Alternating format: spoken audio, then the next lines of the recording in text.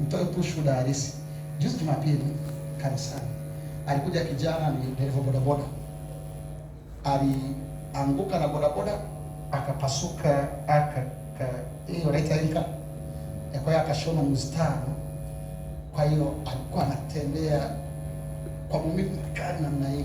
Sasa akaja ibadani na tukamuuliza, umefikaje hapa, karibu tusalimie. Hata mimi sielewi nimefikaje, ila nilikuwa napita tu nikasikia kuna sauti nikasema nije, nikakaa.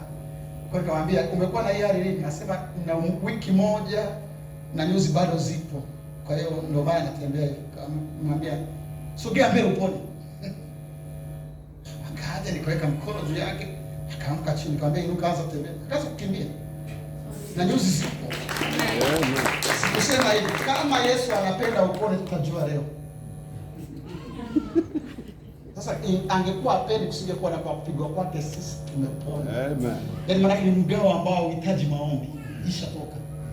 Kwa kupigwa kwake sisi tumepona. Ukiona mtu hajapona, maana kuna mtu anajaribu kusema Yesu hakufa. Ni matusi. Wewe kazi yako ni kusema nani anayemtukana Yesu kwamba hakufa. Ukiona mgonjwa, maana yake ni tusi kwamba Yesu hakufa. Mshitano sema Yesu hakufa, pressure inakaa kwenye mwili wa mtu. Yesu hakufa. Unahakika? Sogea hapa pressure tuone. Hiyo ndio approach ya kuponya wagonjwa. Unapaswa kujua kwamba kuna sehemu ya portion ya utendaji wa Mungu unayo wewe. Usipofanya Mungu afanye. Nakwenda sasa watumishi wa Mungu. Petro. Kwa hiyo Petro akuomba mbinguni, Petro akufanya chochote. Petro alisema nilicho nacho. Kila mmoja hapo una kitu tayari. Kwa sababu kama unaamini utakwenda mbinguni, wewe sasa hivi unakwenda. Wewe uone kwamba una kitu tayari. Kwa sababu hata kama tukikuuliza sasa hivi swali, Yesu akarudi sasa hivi, parapanda Emeria, utakwenda? Hapo sasa sina uhakika, uenda. Ni mambo ya Mungu na najua watu wanakwenda wapi waende. Kama ni hivyo, maana hujaokoka na usisite kufanya maamuzi ya kuokoka.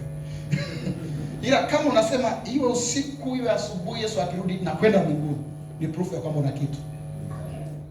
Una kitu. Na hicho ndio kitu ambacho kimeushinda ulimwengu. Waraka wa kwanza wa Yohana sura ya 5 mstari wa 4. Waraka wa kwanza wa Yohana 5:4. Na huku ndiko kushinda kwa ulimwengu. Hiyo imani yetu. Yaani kitendo cha kumwamini Yesu ambaye akirudi saa yote na muda usiojulikana. Hivi unajua imani yetu ni imani ya ajabu. Unamwamini Mwokozi ambaye hujui siku wala saa ya kurudi kwake. Wewe ndiko kweli mtu wa ajabu. Yaani hujui siku wala saa. Mtu akwambia vipi Yesu anarudi? Hata kuna Yesu ila mimi na kwa na nyinyi na matatizo siku wala sawa. Lakini bado nataka kuamini. Wewe ni kwamba ni mtu wa ajabu. Hiyo nguvu inakufanya uendelee kuamini, nafikiri nguvu ya roho. Kuna kitu unacho. Hiyo imani yetu. Hadi hapo umeona kitu. Haya, mfano mwingine ni Elia. Wafalme wa kwanza 17:1. Wafalme wa kwanza 17:1. Wafalme wa kwanza 17:1. Mtu ambaye alifanya vitu bila kumshirikisha Mungu, yaani bila kumsumbua Mungu. Sio kumshirikisha tu Mungu, yaani nisikilize. Imani hii hii nguvu ya imani ya kufanya vitu bila kumshirikisha Mungu. Iko hivi. Chochote ambacho unajua kabisa mapenzi ya Mungu unayajua, uhitaji kumsumbua Mungu ukiombea mbinguni. Kwa Elia hapa alikuwa amekasirika, watu wanaabudu miungu mingine. Wamemwacha Mungu wa mbinguni. Akaamua kutoa adhabu kwa niaba ya Mungu. Ilikuwa ni adhabu ya Elia. Sio adhabu ya Mungu, adhabu ya Elia kwa watu ambao wamemvuruga Mungu wake. Wamemshusha hadhi Mungu wake. Hii ni adhabu ya Elia, sio adhabu ya Mungu. Hilo yeye miaka 3 bila mvua. Sio Mungu, ni Elia aliamua kuadhibu nchi. Tusome. Basi Elia mtishibu wa wageni wa Gilead akamwambia Ahabu, kama Bwana Mungu wa Israeli aishi, ambaye maana yake wewe usiomwabudu, una miungu mingine kibao, mtu wako Yezebeli kaileta, ndio mnayoiabudu siku hizi. Sasa huyo Mungu mliyemwacha, mimi ndio nilie naye sasa. Sasa ili kuprove kwamba kuna Mungu mkubwa kuliko vitu wako kwenu hivi vidogo vidogo mlivyonavyo hapa. Sasa nasimama kwenye mamlaka ya huyo Mungu ambaye ninaye mimi. Ajanituma, ajaniambia mimi nimekuja mwenyewe. Kama yeye aishi ambaye nasimama mbele zake, hakutakuwa na umande wala mvua miaka hii ila kwa neno langu. Sema neno langu. Neno langu. Sio neno la Bwana, neno langu. Hapo vipi? Hivi unajua kwamba majira ya mvua yalianzishwa na Mungu? Msimu kwamba hiki ni kiangazi, hiki ni nini, ni Mungu aliweka. Maandiko yanasema nchi idumupo, muda wa kupanda kuvuna, majira ya kupanda kuvuna hata kwa mazio. Mwanzo 8:20 hadi 22. Mungu amesema hivyo kwamba hayatakoma. Lakini Elia kwa sababu anajua kabisa hata Mungu hapendi vurugu zinazoendelea. Sasa mtavuruga hadi mfumo wa Mungu. Sasa nikupe siri, mvua ilikuwa inaendelea kunyesha, ile ilikuwa ifiki chini. Kwa sababu Elia aliweka tumbaya. Kwa sababu huwezi kuzuia jambo la Mungu. Kwa hiyo msimu ile neno la Mungu kwamba mvua haitakoma, majira mbalimbali hayatakoma, alikuvurugwa. Mvua ilikuwa inaendelea. Ndio maana Elia siku ile alipokwenda kuomba, alipoona kawingu kadogo, alimwambia ninasikia sauti ya mvua nyingi. Mwambie hapo akimbia, kwa sababu mvua itakayonyesha ni ya miaka 3 kwa siku moja. Sio kwamba ilikuwa inyeshi, ilikuwa inanyesha na kutoka na blanketi la Elia linaikamata isifike chini. Kwa watu kuchini wanalia shida, lakini mvua ipo hapo. Kwa Elia alivuruga tu taratibu isifike chini. Ile ilikuwa inaendelea kunyesha. Kwa kila mvua ya kila mwaka wa kwanza ilinyesha, mwaka wa pili hadi wa tatu ilikuwa inanyesha. Ila ifiki chini. Alipoomba akaona kabisa kuna namna ameanza kutoboa ile mvua analoifahamu. Ilikuwa ambayo imekuwa reserved kwa miaka 3. Umekimbia. Ukizubaa unabeba mafuriko. Lakini nataka uone isipokuwa kwa neno. Mungu ndivyo alivyotuamini jamani. Kila mmoja wewe ni nabii wa kizazi hiki. Kila mmoja Mungu amekupa uwezo wa kunyamazisha uharibifu mahali. Hiyo ndio imani imekuplace kwenye hiyo level. Uhitaji kusumbua Mungu ili mradi akitokana na Mungu na akimpi Mungu utukufu, akipaswa kuendelea. Ukiamua kiendelee sio kwa sababu Mungu anataka, ni wewe umeamua. Mfano mwingine, Yoshua 10:12-13. Yoshua 10:12-13. Yoshua 10:12-13. Yoshua alikuwa na vita na Amaleki. Na alikuwa anajua kwa mjibu wa neno la Bwana ni kwamba wanapaswa wafe wa Amaleki. Mungu yeye aliwatia mikononi mwao na wanapaswa kufa. Neno la Bwana ni kwamba Amaleki wasibaki. Lazima wafanyeje? Wafe. Kwa hiyo kama jua likizama na mwezi ukaja usiku kaingia, watanusurika. Kwa hiyo neno la Bwana litakuwa limevunjika ya kwamba hawa jamaa wanapaswa kufanyaje? Kufa. Sasa kwa sababu anajua mapenzi ya Mungu ni yapi, kama likiwasiishi, aliangalia kitakachowanusuru ni kipi? Jua kuzama na mwezi kuja. Akakaa akasema kwa haya, mwezi kaa hapo sije. Jua nayo usiende kokote. Tuendelee na vita. Haya tusome. Ndipo Yoshua akanena na Bwana katika siku hiyo ambayo Bwana aliwatoa Waamori mbele ya wana wa Israeli. Akasema mbele ya macho ya Israeli, wewe jua, simama kimya.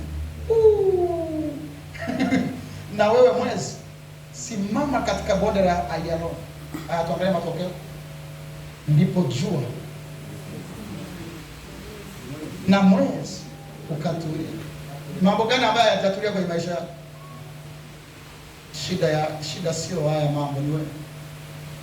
Hata hilo taifa lilipokuwa limekwisha jipatiliza juu ya adui zao. Hayo je yakuandika ndani ya kitabu cha Yoshua? Basi jua likasimama kimya katikati ya mbingu, wala alikufanya haraka kuchwa kama muda wa siku nzima. Ndio ikazaliwa mwezi wa pili. Mwezi wa pili ni mwezi wa Yoshua. Yoshua ndo alipunguza siku zikawa mwezi mfupi 28 mara 29 au kama miezi mingine. Bwana Yoshua. Wote weka rekodi gani kwenye kipindi chako cha maisha? Kwa nguvu ya imani. Tashinda kusimamisha taraana zinazoendelea kwenye familia yako. Watu wote ni ulevi utaendelea kwenye familia yenu mpaka lini? Ndoa zinavunjika, kila mtu, watu wakai na waume, watu wakai na wake. Itaendelea mpaka lini? Nani wakusema jua simama, mwezi simama? Kuna mtu anasema atatumia mamlaka yake sasa. Amen. Glory be to God. Imani ni nguvu ya kiroho inayokufungulia ukurasa wa kufanya kazi zote alizofanya Bwana Yesu. Na hata kubwa kuliko hizo. Imani ni nguvu ya kiroho inayokufungulia. Hiyo ni definition ya 5. Mungu amtashia kwenye definition. Imani ni nguvu ya kiroho hata kama tukijua tu inatosha, sio? Imani nguvu ya kiroho inayokufungulia ukurasa wa kufanya kazi zote alizofanya na Bwana Yesu, na hata kubwa kuliko hizo. Yohana 14:12, Yohana 14:12. Yesu alisema, amini amini nawaambieni, yeye aniaminie mimi. Wala unahitaji imani ya useme nataka imani kwa jambo hili. Wewe jenga tu imani kwa Yesu. Miujiza itaanza kutokea kama matokeo. Kwa sababu Yesu alisema kigezo cha haya mambo yote aliyofanya wewe kuyafanya ni wewe kumwamini yeye. Wewe kumwamini yeye. Wewe kumwamini yeye. Yeye aniaminie mimi. Unaamini Yesu yupo? Unaamini alikuja, alikufa na kufufuka? Unaamini ni yeye yule jana leo hata milele? Unajua unaamini yuko na wewe siku zote hata kamilifu ndani? Kuanzia hapo fanya muujiza wote unaotaka. Amen.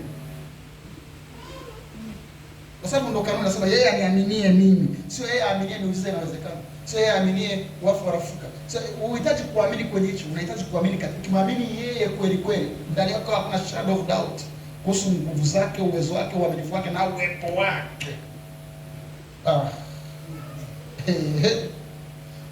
Hakuna biashara utafanya itakufa. Hakuna. Kwa sababu Yesu hakuwahi kufeli kokote. Biashara ya samaki wawili na mikate mingapi ilifeli?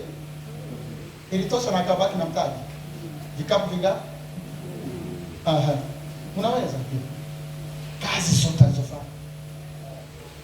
Hapo simuona kuna uwezekano. Ndio kazi ya neno.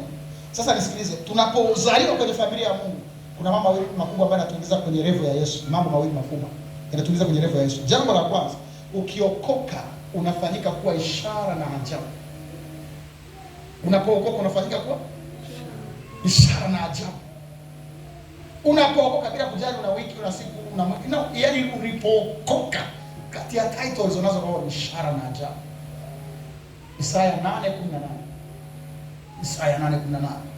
Tazama, mimi pamoja na watoto hawa alionipa Bwana tu ishara na ajabu zitokazo kwa Bwana akae wa Sayuni. Mimi na watoto hawa alionipa tu ishara. Anayesema maneno ni Yesu.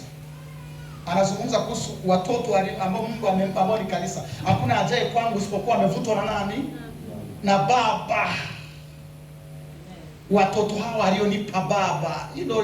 Hii ni revelation ya Agano Jipya sasa kutoka Isaya. Angalieni, mimi Yesu na watoto hawa niliopewa na Bwana. Maana hakuna ajaye kwa Yesu isipokuwa amevutwa na nani? Na Bwana. Tu ishara, sio mimi Yesu peke yangu. Anarudia tena. Labda ndio kwenda speed. Yesu alisema hivi, hakuna ajaye kwangu isipokuwa amevutwa na nani? Kwa hiyo Yesu, kila mtu ambaye amemwamini Yesu akuamua mwenyewe. Mungu alihusika kuleta kwa Yesu. Kwa hiyo maana yake ni mtoto uliyeletwa na Bwana kuja kwa Yesu. Wewe ni product ya Yesu, wewe ni mtoto wa Yesu. Tuseme ni mtoto wa kiroho wa Yesu. Ila aliyekuleta ni nani? Ni Bwana. Kwa hiyo mimi na wewe ni watoto wa Yesu ambao Yesu amepewa na nani?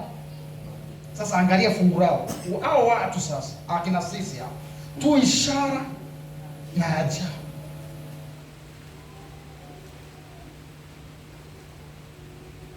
Tu nini? Atutafuti ishara na ajabu. Sisi wenyewe ndo zenyewe sasa. Imagine kama wewe wakati unasoma sekondari kule zile za bweni za serikali.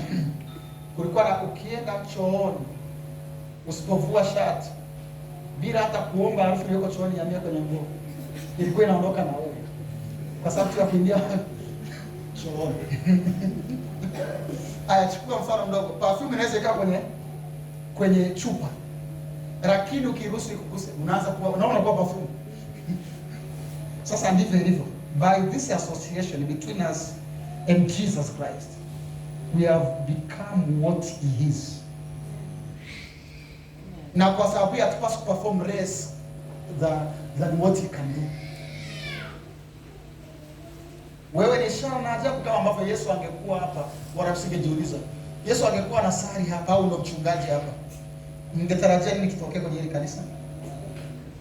Maajabu yalikuwa ni kawaida. Yaani tungeanza kuandika Biblia zingine. Si sawa? Sasa ndivyo ambavyo haipaswi kuwa less than that kwenye familia yako. Ili mradi umeokoka na wewe watoto wa kiume wanahitaji kusimama kwa Pastor Charles. Sijui kuna changamoto imesogea, kunaambia tulieni. Kama Yesu angekuwa baba wa familia, nini kingetokea? Na kifanya hicho hicho. Kwa sababu kanuni inasema mwana hawezi kufanya lolote isipokuwa lile alimuona baba akifanya. Hiyo ni Yohana sura ya 5 nafikiri. Kuanzia mstari wa 20 ngapi hapo? Yohana 5. Mwana hawezi kufanya lolote isipokuwa lile alimuona baba.